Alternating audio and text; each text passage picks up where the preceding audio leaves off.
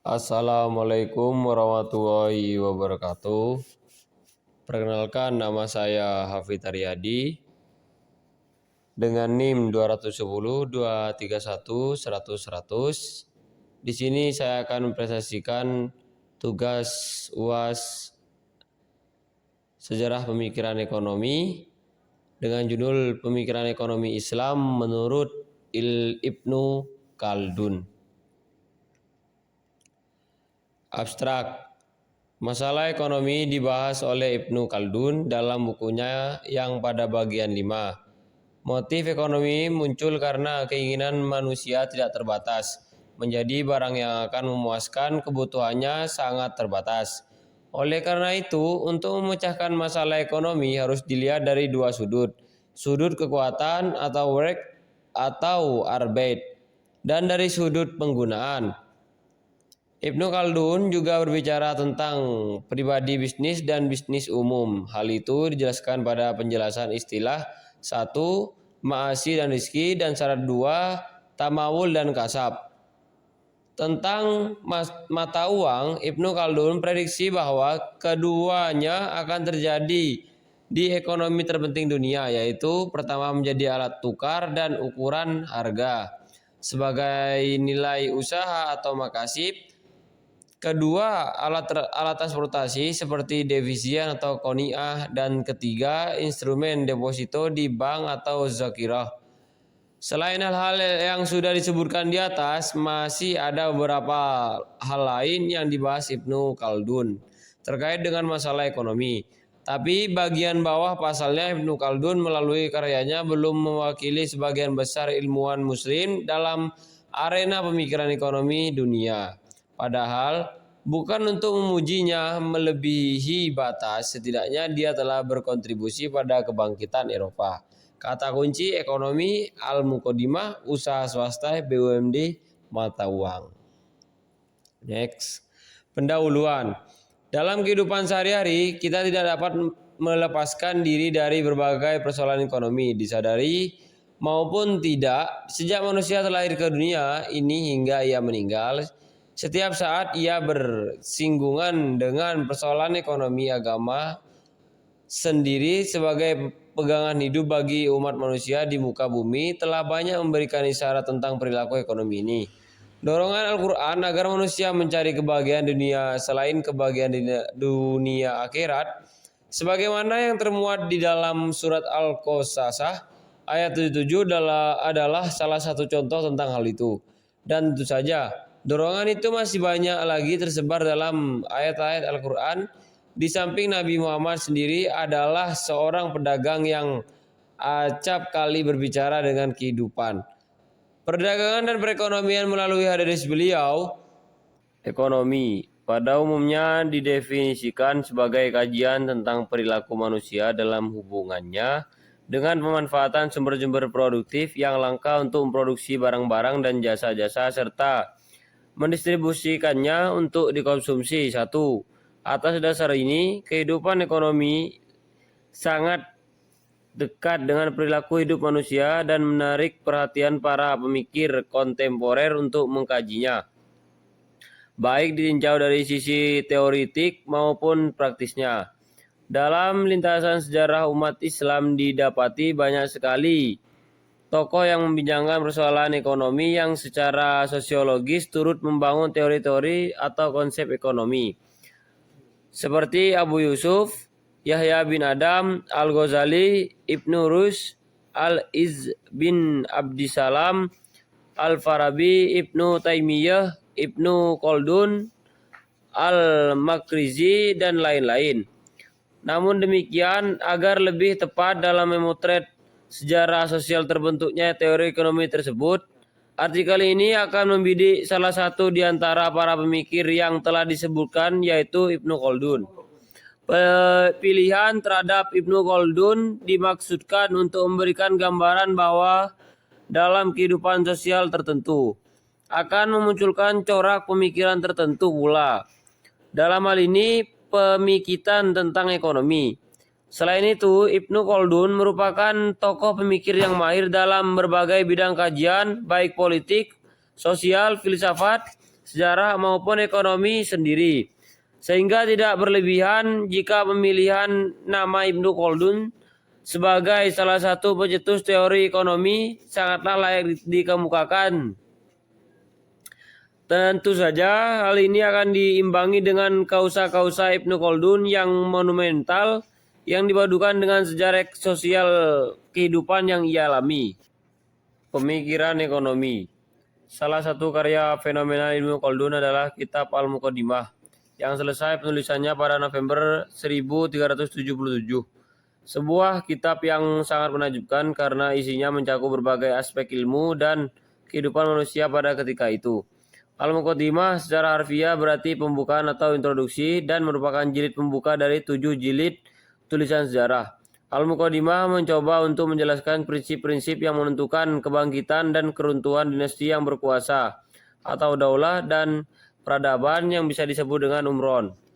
Tetapi bukan hanya itu saja yang dibahas. Al-Muqaddimah juga berisi diskusi ekonomi, sosial, dan ilmu politik yang merupakan kontribusi orisinil Ibnu Khaldun untuk cabang-cabang ilmu tersebut.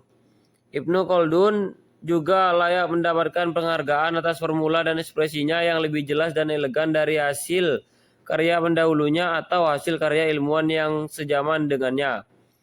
Melahirkan karya Al-Muqaddimah menjadikan Ibnu Khaldun sebagai seorang jenius polimat atau bisa disebut dengan jenius dalam berbagai bakat. Dan seorang renaissance man yang menguasai banyak bidang ilmu. Di dalam kitab ini Ibnu Khaldun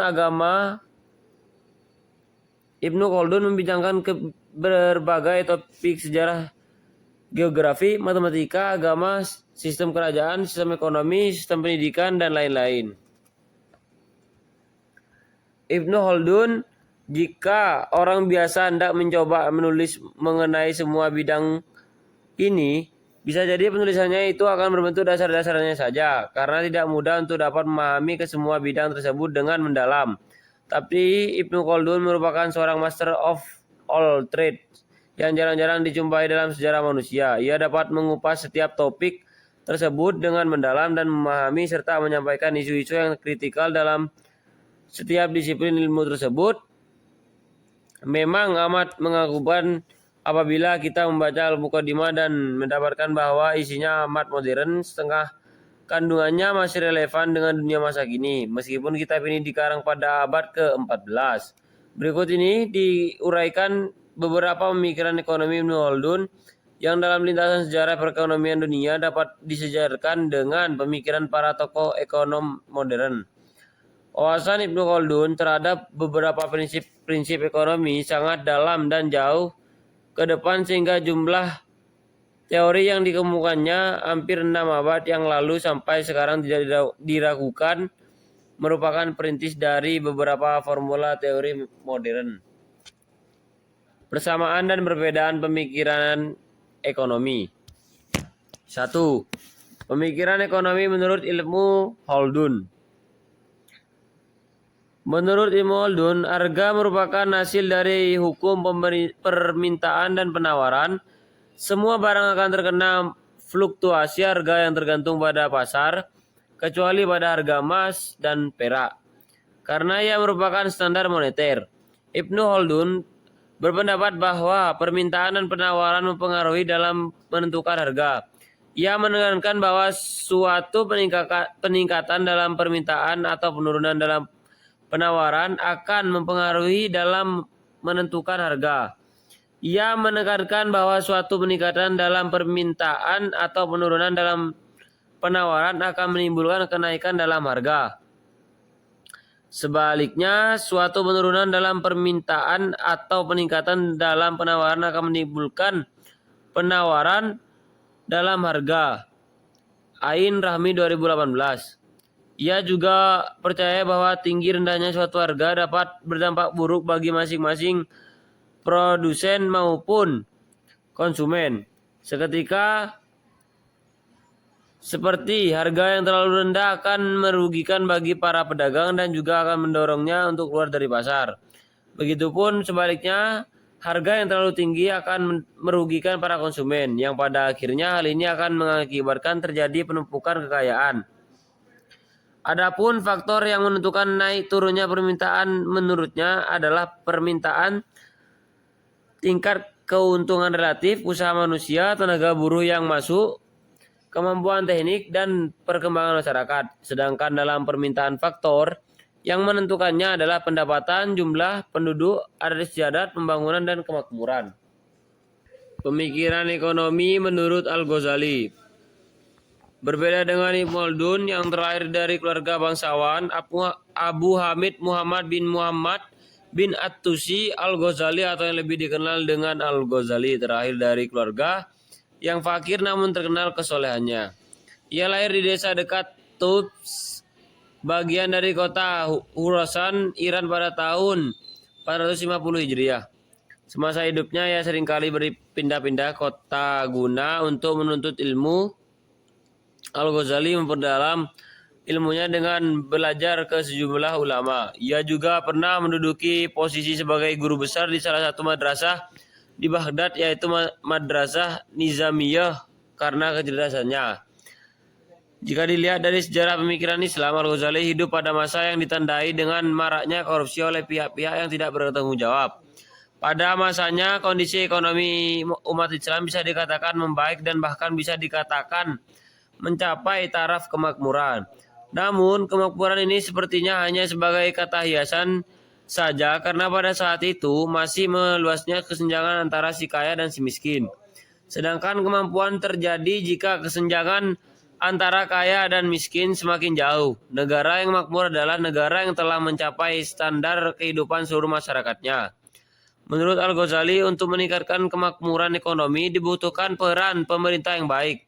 Untuk meningkatkan kemakmuran ekonomi, negara harus menegakkan keadilan, kedamaian, keamanan, dan stabilitas.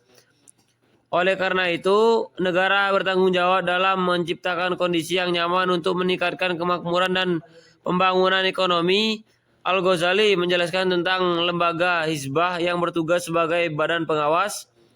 Pandangan serupa dikemukakan oleh Ibnu Tahmiyah. Ia sangat mendukung lembaga ini dalam menyelesaikan persoalan pasar, termasuk iklan palsu, pencurian timbangan, transaksi yang menyalah syariat, dan lain-lain. Kesimpulannya, Ibnu Khaldun mampu membuka wacana ilmiah yang cerdas meskipun kehidupannya penuh dengan gejolak politik dan teror kekuasaan. Buku Muqaddimah yang ia tulis benar-benar telah membuka mata para ilmuwan muslim maupun muslim untuk mengkajinya.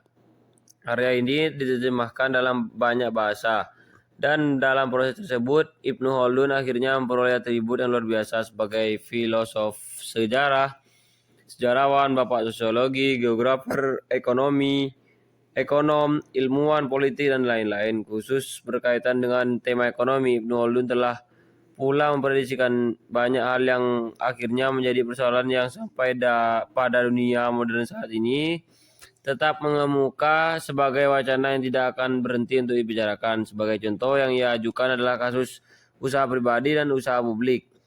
Perlakuan dunia atas mata uang yang akhirnya mempunyai fungsi yang sangat vital dalam dunia ekonomi, dan lain-lain. Apa yang dikemukakan tersebut murni berasal dari pemikiran cerdas Ibnu Khaldun. Sekian, terima kasih. Mohon maaf kalau ada kata-kata yang tidak mengenakan. Wassalamualaikum warahmatullahi wabarakatuh.